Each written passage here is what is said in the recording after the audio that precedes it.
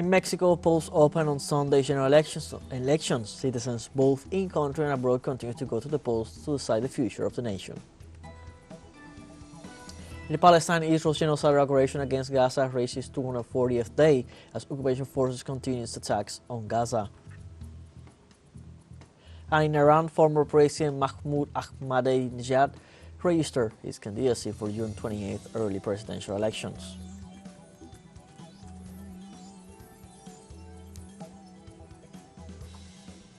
Hello, welcome from the South. I'm Luis Alberto Matos from the teleSUR studios in Havana, Cuba. We begin with the news.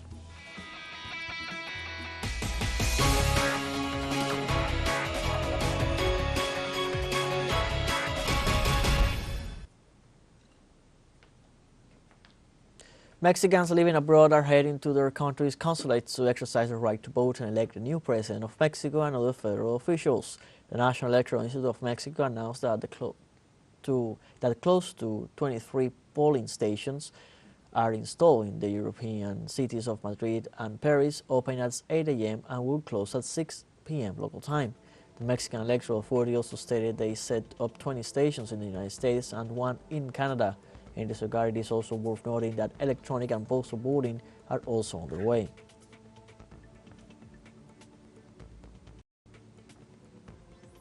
In this context, the President of Mexico, Andrés Manuel López Obrador, exercised his right to vote in the country's general elections, the largest in national history, accompanied by his wife Beatriz Gutiérrez Müller.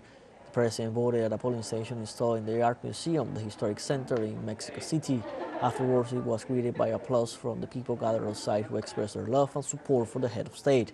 In the current elections, approximately 100 million citizens are called to exercise their constitutional right at around 170,000 polling stations. Voters will be able to elect more than 20,000 positions, including the President of the Republic, 500 deputies, 128 senators, and 9 governorships.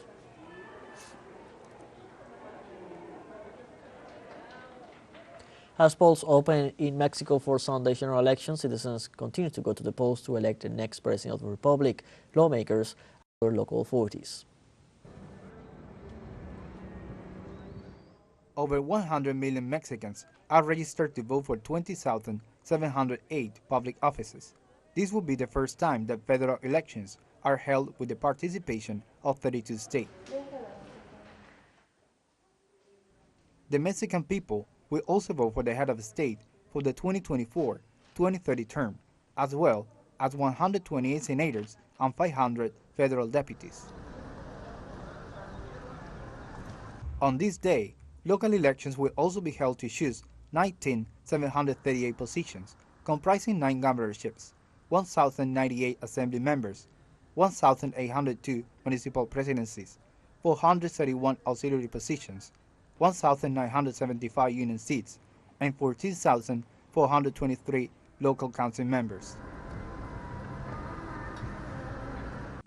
Regarding overseas voting, the National Electoral Institute reported that more than 12 million Mexicans are eligible to cast their vote from May 20th, either online, by mail, or in person at different polling stations set up at Mexican embassies. According to the electoral regulations, voting will end at 6 p.m. local time, provided that there are not citizens in line to vote. Let's now review the profile of opposition candidate Xochitl Gálvez running for the coalition Strength and Heart for Mexico. Xochitl Gálvez is a 61-year-old computer engineer, businesswoman, and Mexican politician. Gálvez was in charge of the Office for the Development of Indigenous Peoples. She was candidate for governor of the state of Hidalgo and served as senator of the country in 2018.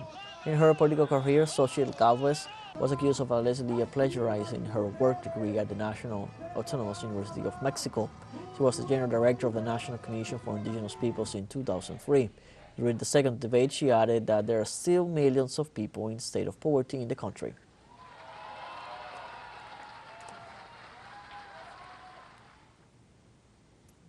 We now have candidate Jorge Alvarez Maínez, a 38-year-old Mexican internationalist and politician that's running for the Citizens Movement Party. Alvarez proposes the demilitarization of public security, the autonomy of the judiciary, a universal pension system with a gender perspective, and guaranteed access to banking services. In his speech during the second debate, he called for resolving security without militarization, revolutionizing the energy field, having a water plan, and advancing in the education revolution. Alvarez began his political career as a militant of the Democratic Revolution Party in 2003. He was president of the Municipal Strengthening Commission and served as federal deputy of the Congress of the Union. And finally, we have the profile of Claudia Sheinbaum for the Let's Continue Making History coalition. Sheinbaum is a 61-year-old politician and scientist. In 2018, she became the first woman elected head of government of Mexico City with more than 47% of the vote. Claudia Sheinbaum's government proposals include fair salaries for the education sector, the strengthening of the National Guard, and the creation of medical clinics in 154 municipalities of the capital city that do not have the service. Among her proposals are the continuity of the lines of the Fourth Transformation of the Republic, which proposes an honest model with better salaries and pensions without increasing taxes in the country.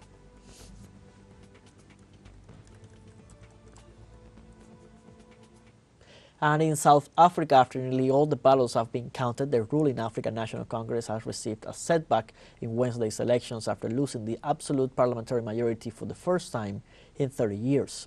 According to the Independent Electoral Commission, while still at the top of the votes, the ANC obtained 40.2% of popular support, a stark difference compared to 2019 elections. The outcome means the ruling party will need to form a coalition to govern or try to structure a minority government that would make it difficult to pass any legislation. In turn, the opposition parties have described the outcome as a transcendental advance in the country's democracy. The official results will be announced on Monday by the Electoral Commission.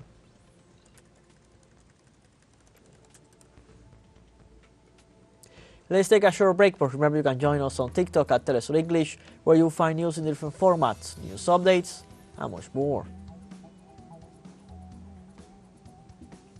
Other stories coming up. Stay with us.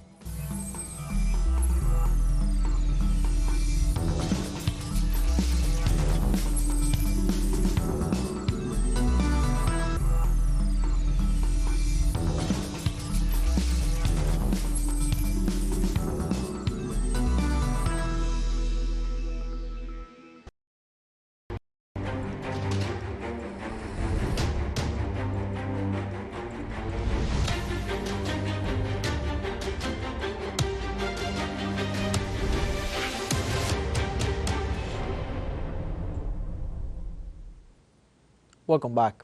In Palestine, the Israeli occupation army maintained intense attacks on the entirety of the Gaza Strip as the ongoing genocide reaches its 240th day. Palestinian civil defense teams search for survivors in rubble after an Israeli bombardment that occurred early Sunday morning in a residential building in Al-Darash neighborhood in Gaza City. As a result, at least 3 people were killed, including a woman and an infant. Bombings were also reported in Rafah and Yunis, Deir al-Balah, Nusayrat, and several neighborhoods in Gaza City. Since October 7, 36,379 Palestinians have been killed by Israel, while some 50,000 homes were destroyed and drainage networks and roads were bulldozed in most municipalities, according to the emergency committees for the northern Gaza Strip.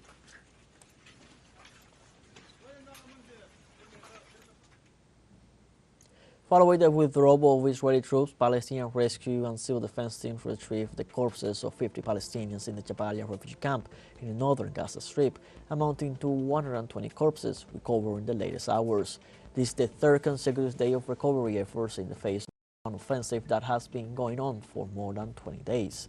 Occupation forces during their offensive wreaked havoc and destruction in the refugee camp, resulting in the killing of wounded and forced displacement of nearly 200,000 Palestinians. And the Palestinian Detainees Affairs Authority and Prisoner Society reported that Israeli occupation forces detained 20 Palestinians. In this regard, the agency reported that the detentions took place in 7 governorates, including the West Bank. During the illegal incursions, Israeli forces physically assaulted the abductees and their families, in addition to vandalizing and destroying their homes. Meanwhile, in Israel, policemen repressed a protest that demanded the resignation of Prime Minister Benjamin Netanyahu and an agreement guaranteeing the return of citizens held in the Gaza Strip. Police officers on horseback charged against protesters in Tel Aviv, where some 120,000 people demonstrated to demand that the government accept the ceasefire agreement announced Friday by U.S. President Joe Biden. According to local media, at least 7 people were arrested during the incident. The protests, which were replicated in several cities, also demanded the resignation of the ultra-right-wing Prime Minister Benjamin Netanyahu and the holding of early elections.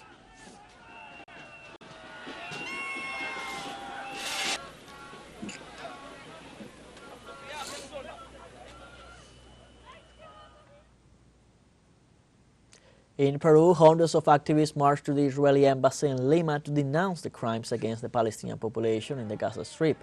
The protest held on Saturday was attended by members of the Palestinian community living in Peru. Students and members of pro-Palestinian groups once at the gates of the embassy, which were guarded by the police of Lima. Demonstrators placed children's shoes, toys, and flowers on the sidewalk of the building to denounce the thousands of children murdered by the Zionist entity. Similar demonstrations took place during the day in different cities such as Paris, Berlin, Jakarta, among others.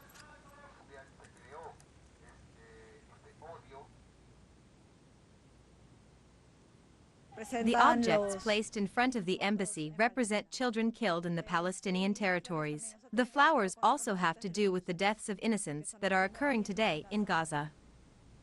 The President of Chile, Gabriel Boric, announced his country's adhesion to the lawsuit filed by South Africa against Israel before the International Court of Justice. On Saturday, the Chilean head of state gave his third annual public address before the National Congress in the city of Valparaiso. During the speech, Boric affirmed that his government condemns crimes of violence, terrorism, genocide, and aggression in all corners of the world. In this way, Chile joins Nicaragua, Colombia, Turkey, Egypt, Mexico, and Libya, which also requested to be part of the case, in which Tel Aviv is accused of violating its obligations under the Genocide Convention.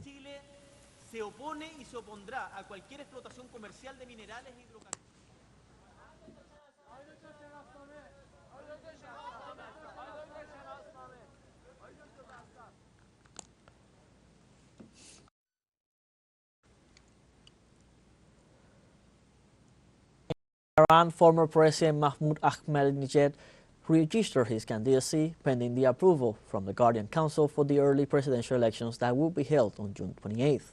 Local media reported that the politician arrived at the Ministry of Interior to register with a large number of supporters waving the Iranian flag. Precisely, Ahmadinejad assured that he is running as a possible candidate because of the wish of the people who have insistently asked him to enter this arena again. After 4 days of registration of candidacies, about 80 people have applied, of which 20, including one woman, have fulfilled the eligibility criteria. The early elections on June 28th are being held following the death of President Ibrahim Raisi in a helicopter crash on May 19th.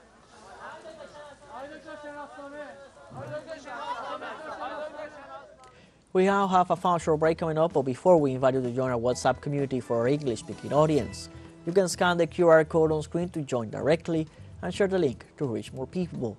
Constant news coverage of Latin America and the Caribbean as well as the rest of the world. Stay connected and informed with teleSUR.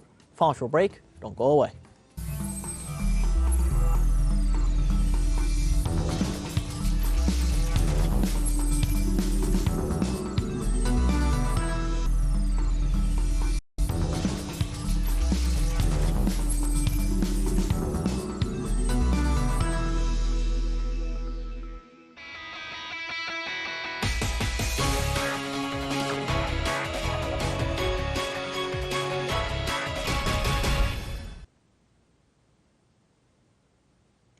Welcome back. We return live to Mexico with our special envoy, Pablo Montero, for the latest updates on Sunday's key general elections that is being held in Mexico. Pablo, what can you tell?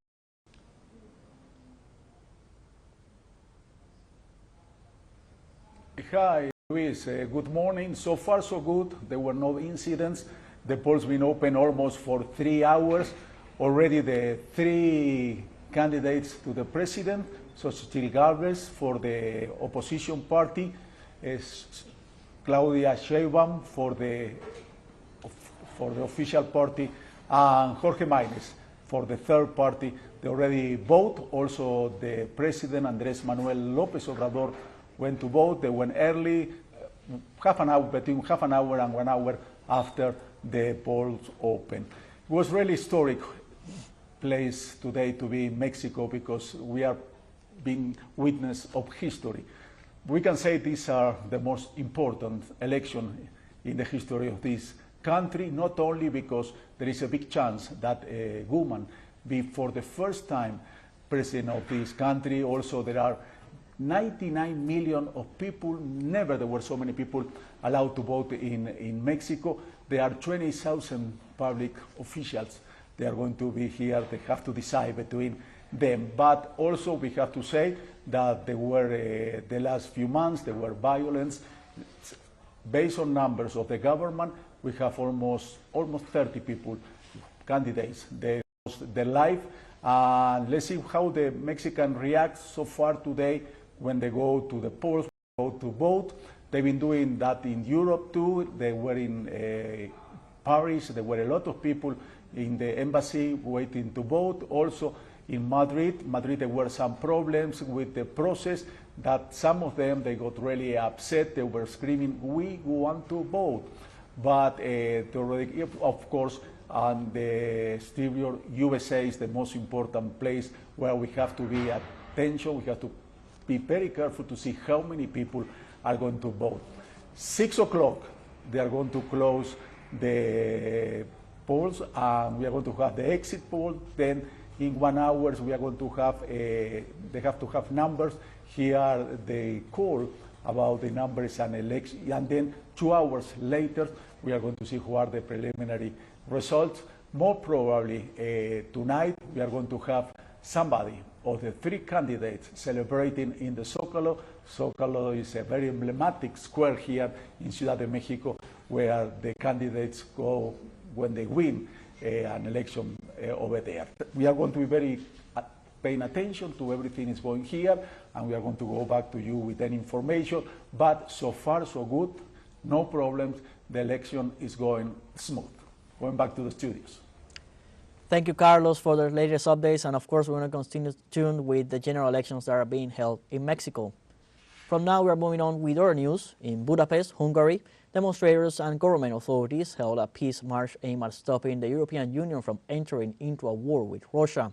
In this context, the Prime Minister of Hungary, Viktor Orbán, attached importance to preventing Europe from rushing into a war which could potentially destroy the continent.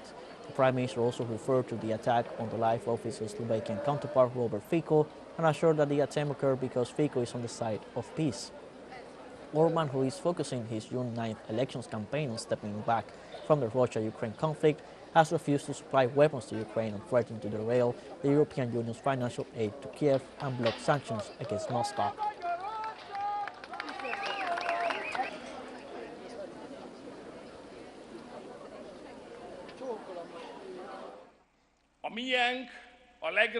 We have the largest electoral army. No one has ever been able to gather so many people for peace, as the only purpose of the electoral army of Hungarians is to keep peace. We are the largest Peace Corps in Europe. We are the largest peacekeeping force in Europe.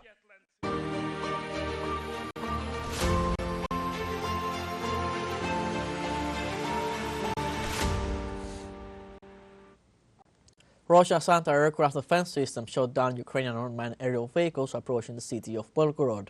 According to local authorities, the airstrike by the Ukrainian armed forces caused damage to the infrastructure of 4 residential houses. A fire was also reported in a private residential building, and a car was hit by a fragment of the destroyed drones as well. The province of Belgorod is affected by constant incursions of sabotage groups from Ukraine in recent months and continuous attacks on border municipalities with the use of multiple rocket launchers, mortars, and drones.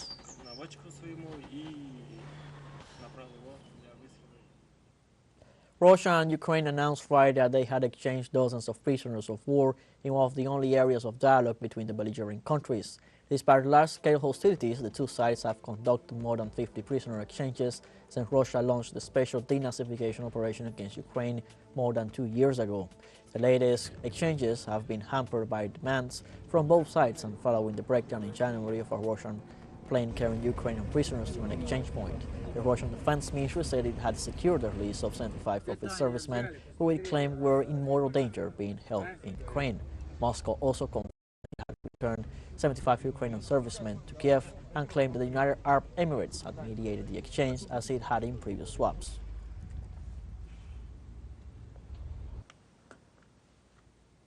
And during the 21st Shangri-La dialogue held in Singapore, China's Defense Minister Dong Yun accused governments in the region of violating bilateral agreements under the instigation of external forces. There are some countries that, under the instigation of external forces, have broken bilateral agreements, violated their own commitments, deliberately provoked troubles, created false impressions, misled the public, even disregarded regional countries' overall interests, and gone against the spirit of the ASEAN Charter to comply with external powers and deploy medium-range ballistic missiles in the region, severely damaging regional security and stability. The Chinese officials stated that the Israeli aggression on Gaza highlights the need to continue strengthening international law. The current round of conflict between Palestine and Israel has created a humanitarian disaster that will be difficult to heal, and double standards have had a severe impact on international fairness and justice. These painful lessons warn us that the authority of the UN must only be enhanced, not weakened, and international law must be respected, not contravened. The Chinese spacecraft landed on the far side of the moon on Sunday to collect soil and rock samples that could provide insight into the less explored area. In this sense, China's National Space Administration indicated this mission is the sixth in the Chang'e Moon Exploration Program, named after the Chinese moon goddess. The trip is the second one designed to bring back samples following the Chang'e 5, which did so from the near side in 2020. The successful landing elevated China's space power status in a global race to the moon, in which several countries, including the United States, hope to exploit lunar minerals.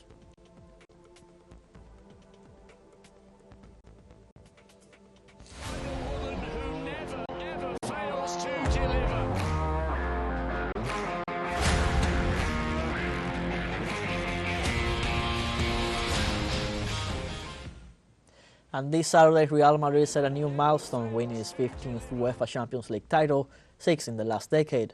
Underdog Borussia Dortmund came out strong in the first 50 minutes of the game, having 3 clear chances to open the score. With a great return, Thibaut Courtois on the far post denied Dortmund the prize. Returning to the pitch for the second half, Real Madrid brought their game to the top, led by a relentless Vinicius Jr. to awake the Vikings' offensive play. In a very Real Madrid fashion, in the last 50 minutes, Dani Carvajal put Madrid in front in style in a set-piece action from a corner kick, and Vinicius Jr. was in charge of putting the cherry on the cake with a great finish from a Jude Bellingham assist. Like this, we have come to the end of this news brief. You can find these and many other stories on our website, telesurenglish.net. Also join us on social media, Facebook, X, Instagram, Telegram, and TikTok. For TeleSUR English, I'm Luis Alberto Matos. Thank you for watching.